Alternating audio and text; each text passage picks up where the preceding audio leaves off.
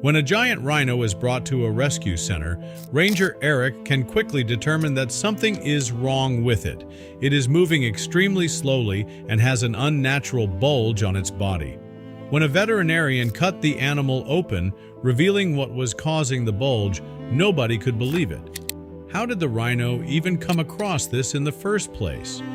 When Ranger Eric called the vet back, he decided he would immediately come their way. This rhino needed to be cut open because there was obviously something in its stomach that shouldn't be there. It might even be a life or death situation. When the vet finally arrived, he quickly sedated the now almost lifeless giant rhino. It wasn't the first time he did a procedure like this, but he was still nervous. This wasn't his trusty clinic, but just an old rescue center. Anything could happen here. When the veterinarian carefully cut open the stomach on the rhino, the contents immediately revealed itself and everybody's jaw dropped to the floor. But was the vet in time to save the rhino? What did they find inside the rhino, and why was the vet so incredibly surprised by it? But before we start our story, smash the like button. Make sure to subscribe and hit the notifications bell so you won't miss any new stories. Eric is a wildlife ranger that has seen plenty of crazy occurrences with animals of every size and stature. When he received a call for assistance on an accident regarding a rhino, he would have never guessed that this would be the largest rescue he'd ever participated in. As for this particular rhino, well, let's just say he was quite infamous where he was from. Sudan, the rhinoceros in question, allegedly attacked a bus full of tourists, many of which became injured and required medical attention. Nobody was equipped well enough to reel in this humongous animal, so he had escaped further, walking around the area in the pursuit of more destruction. The officers in the area were at the end of their rope and were considering having this rhino euthanized. However, when it came to any animal that Eric was rescuing, he wanted euthanization to be the absolute last result. Their lives were precious and should never end on a whim or due to a bout of frustration. He had made it clear to these officers time and time again that if there was ever an instance where an animal might be killed, they should contact him immediately. Eric made his way to the scene with a large truck to load the rhino into. From there, he would be able to take it to his job, a rescue center that attended to wildlife just like Sudan. He had heard this rhino was on an especially violent rampage and knew in cases like these, fatalities could occur if he didn't arrive quickly. Upon his arrival, he was met with the officers that had called in the incident. Their energy was frantic. They had no idea why this rhino was acting so crazy, and they did not have the proper resources to handle the situation without putting the animal down. Luckily, Eric did, and he wanted to make sure they exhausted every possible option first before resorting to harming the animal. The officers notified Eric that they had sent someone down to the scene to keep an eye on the rhino, but they have not heard from them in a while. When they arrived, the person who had been watching after the rhino was unharmed, but they did say they had lost track of him. It was imperative they find him as soon as possible. Eric mentioned they should check over by the bus to see if he had returned. As they made their way over, they immediately noticed the huge animal. It was bucking into the bus, which was totally empty, just as aggressive as it was earlier. Eric understood the gravity of this daunting task ahead of them. Since the rhino was totally occupied with the destruction of the bus, the officers and Eric could easily prepare to sedate him from a good distance away without being noticed. Eric couldn't believe how aggressive this animal was toward an inanimate object. It was completely irregular, and he knew there was a deeper issue troubling this rhino.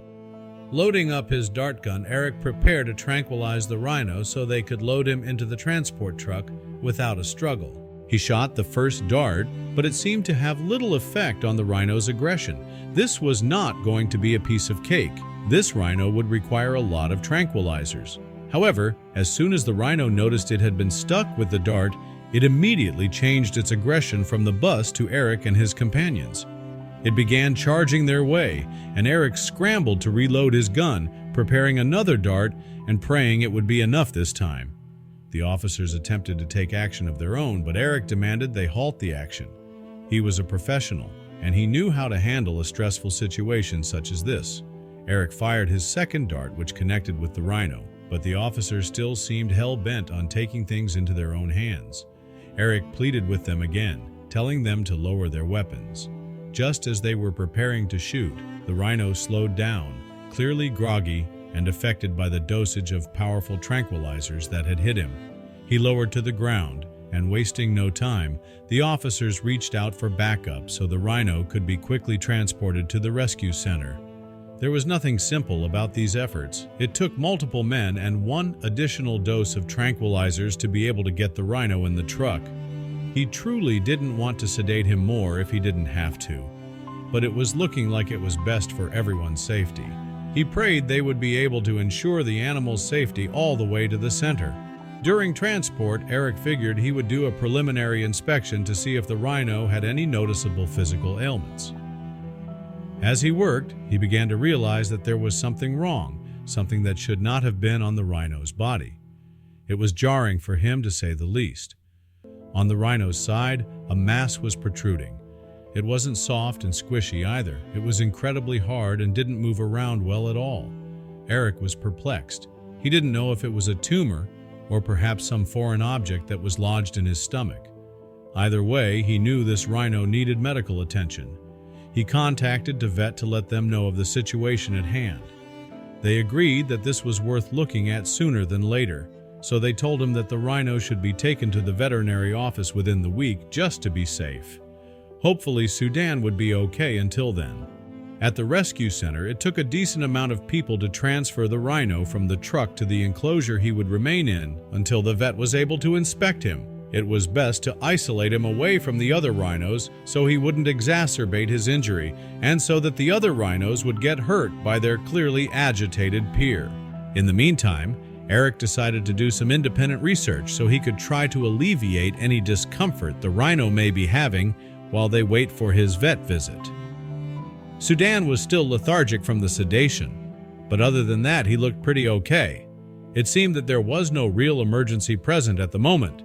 It is not irregular for an animal to be exhausted after sedation for the rest of the day, and 3 doses were especially high, so he knew Sudan may be in and out of consciousness for a while.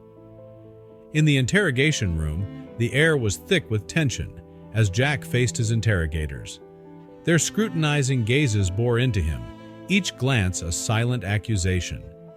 The investigators' expressions were unreadable, their demeanor professional yet distant, setting the stage for a confrontation where every word would count. As Jack recounted his story, the reality of his predicament became increasingly clear. Despite his truthful narrative, the mounting evidence painted a damning picture, leaving Jack isolated in his cell to reflect on the choices that led him here. The contrast between the confinement of his cell and the freedom of the open sea was stark, forcing Jack to grapple with regret and resolve. During the interrogation, an officer mentioned Fort Boyard, revealing it as both a historical monument and the site of a television show. Jack learned that his trespass had occurred in a location of cultural significance. Further revelations shocked him. The eerie room where he had felt a presence housed sleeping tigers used in the show. This startling detail underscored the fine line between curiosity and recklessness, making Jack aware of the risks in his pursuit of adventure. In the end, his real-life escapade had intersected with the imaginary world of television in the most unexpected way. Despite the legal consequences, Jack couldn't ignore the uniqueness of his experience, a tale interweaving history, discovery, and unexpected dangers, blending the past with the present in an unforgettable way. Eric was stunned by how docile Sudan had become in his weakened state. The rhino barely acknowledged Eric as he approached cautiously. As Eric examined Sudan's belly, he felt something alarming, a hard mass that didn't feel normal. Realizing the urgency, Eric called the vet again and described his findings. This time, the vet agreed to adjust his schedule and arrived within 2 hours. Upon arrival, the vet confirmed Eric's suspicions and decided immediate surgery was necessary. Sudan was sedated with the minimum dose possible due to the risks involved.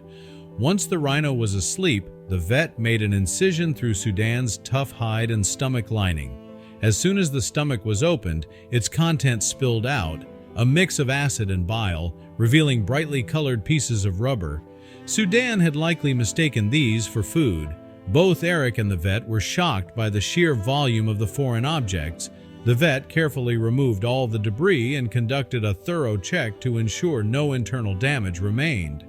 He then stitched up the incision quickly, finishing just as Sudan began to wake. The next 24 hours were critical. Eric and the team closely monitored Sudan's condition, watching for any signs of complications. Gradually, the rhino began to recover, and by the next day, it was as if he had never been sick. After a few more days of observation, Sudan was released back into the wild. While the rhino didn't seem to remember Eric during later checkups, Eric was confident the magnificent animal was grateful for his second chance at life.